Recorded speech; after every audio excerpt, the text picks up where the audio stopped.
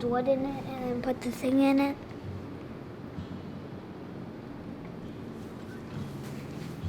I guess that's yes, but you're not saying anything.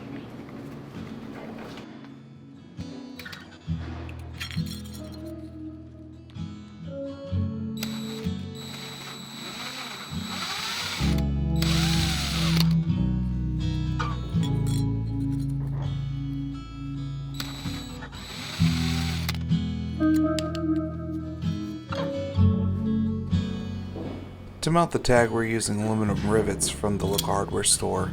This was removed before powder coat to ensure it was not damaged, so now it's time to remount it.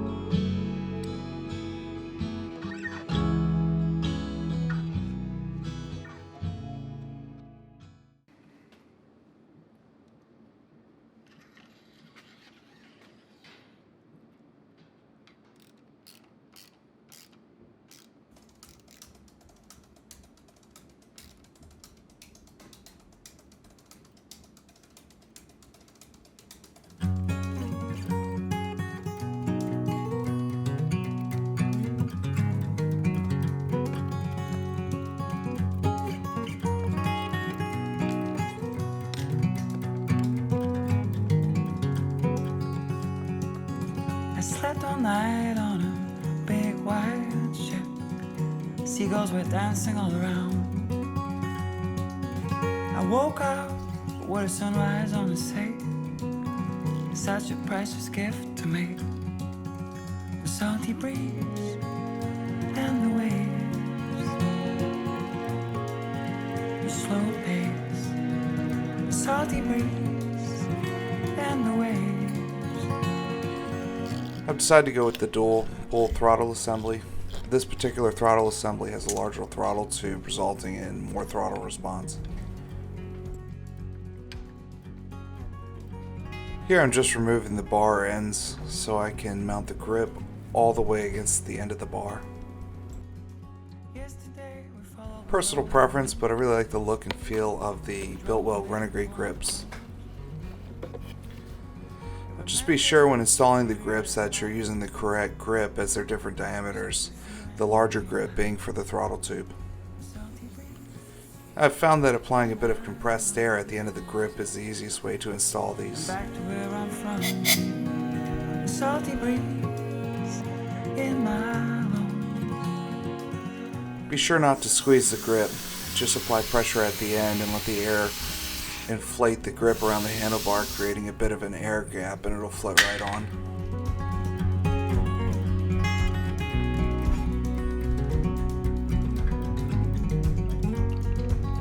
Salty breeze and the waves,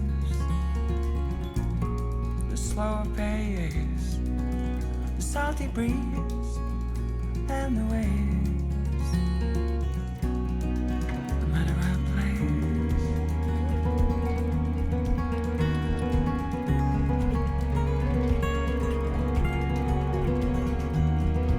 The original clutch cable doesn't fit into the clutch perch. So this is the BMW clutch perch adjuster, but this thread does not fit in this hole, and this does not fit into that. So what I'm going to do is drill out the clutch perch and tap it to match the BMW clutch adjuster.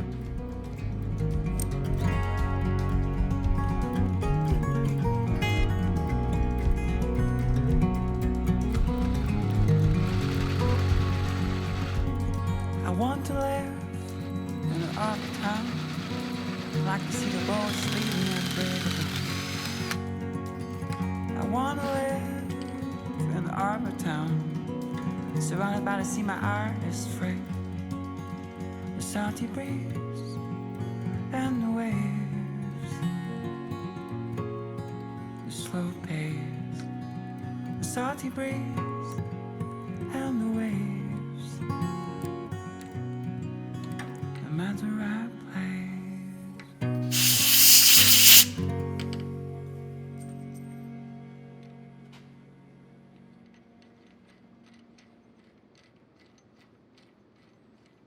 Here I have an OEM 8mm lever nipple holder and a stock R75 clutch cable.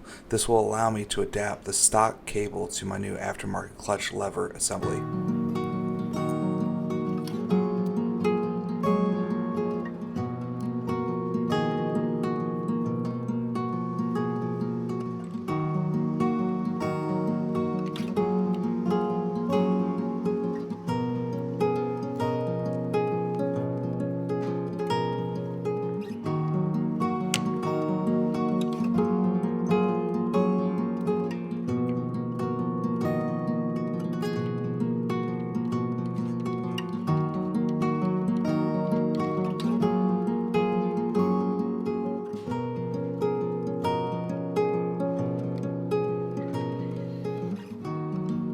Go and take a walk in the snow. So the new Motogadget switches can be either 1 inch or 7/8. To make it 1 inch, you just remove this sleeve. So it's the same part between the two. It's just whether or not you'll need the insert to break it down to 7/8.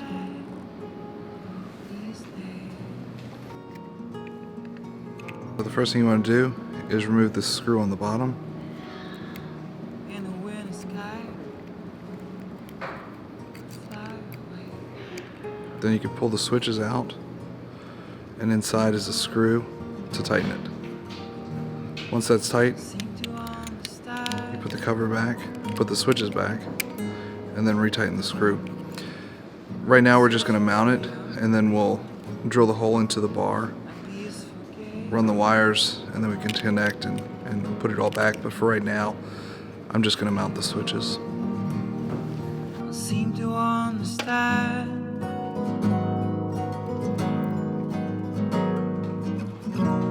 To me it all make perfect sense.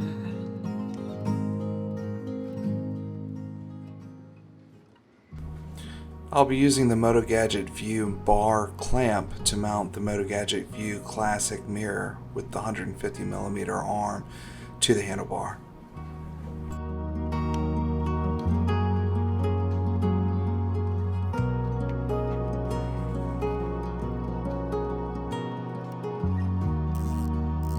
Destination doesn't really matter.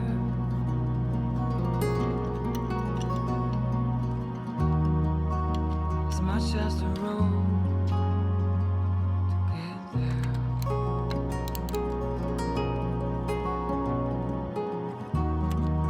Go and take a walk in the snow.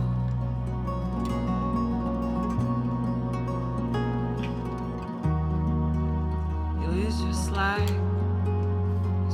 a prayer. Originally, I was hoping to mount the mirror below the handlebars, but unfortunately the range of adjustment just didn't allow for this without the mirror hitting the gas tank. I search for freedom, my peaceful games.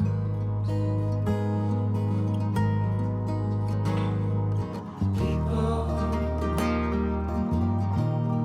don't seem to understand.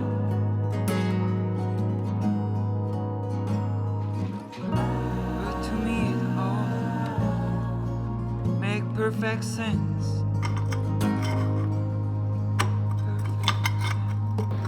Why don't you have any glue in here? I don't glue anything together. Get this fixed. You're not? I want it to be fixed. We have to make it fixed.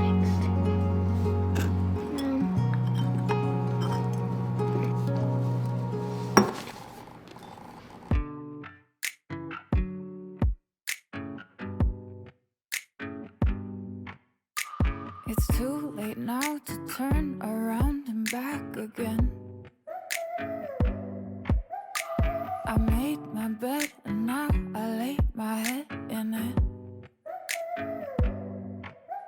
And I'm sorry I'm not perfect, but I knew that I wouldn't be. I guess it's for the best, you know the worst in me. I'm no good at being good, but I never said I was. And I feel misunderstood, cause I'm trying hard to love. I'm sorry, my actions, they haunt me, and I'll never live it down. I'm no good at being good, but I never said I was. You call my bluff, I won't pick up, I let it ring. Record your voice so I can listen back again. And I'm sorry I'm not perfect, but I knew that I wouldn't be. I guess it's for the best, you know the worst in me. I'm no good at being good, but I never said I was. And I feel So yeah, we're almost there. We just have a couple loose ends we need to finish up, you know, get covers, bleed fluids, add fluids, stuff like that, and then she'll be ready to go. The controls mounted how we wanted. I was really trying to mount the mirror further on the end so that if I wanted to remove the mirror, I could do so without removing the switches and all the wiring. Unfortunately, because of the length of the arm on the mirror, I had to move it all the way to the inside to get the location right. And so the downside to that is that in order to remove the mirror, you will have to disconnect the wires or clip them or something to get the mirror adapter off. It's not a two-piece, it's a one-piece, and so the only way to get it off is to slide it off the mirror. The thing standing in its way, basically you undo the bar, you slide the bar out, and then you've got the wire in your way. So maybe, actually I just thought of something, if I put if I can put the Deutsch connectors on the end of it, I can still remove it. I'll just disconnect the connector and then I can get the bar end off. So it's not that big of a deal.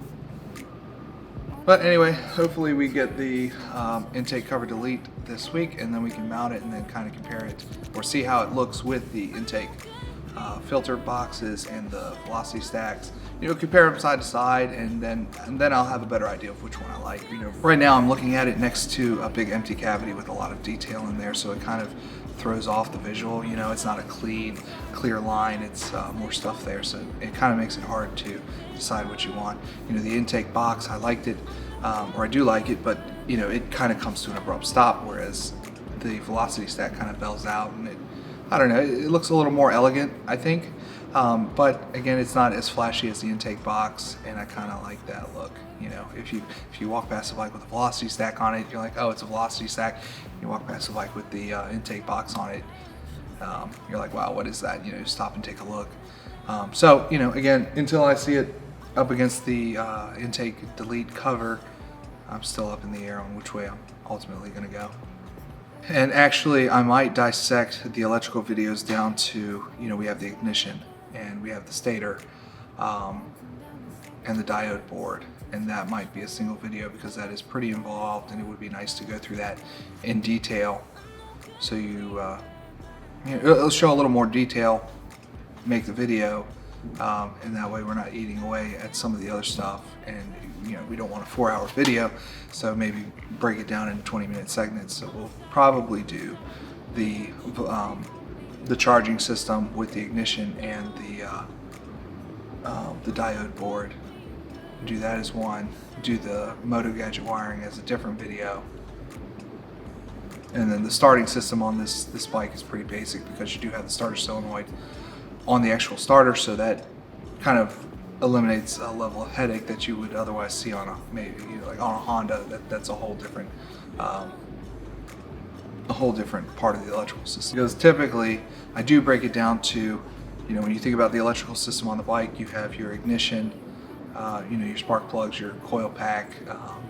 That's one part of the electrical system. It doesn't really have anything to do with the M unit, minus giving the M unit power.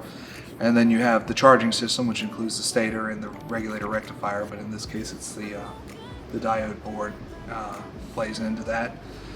And then you have you know, everything run off the M unit, so like your turn signals, your headlights, your gauge, all that stuff is kind of running separately from everything else. So you know, you kind of want to think of it in 3 different segments. So maybe we can break down the electrical videos into those 3 different segments. But other than that, the bike is almost there.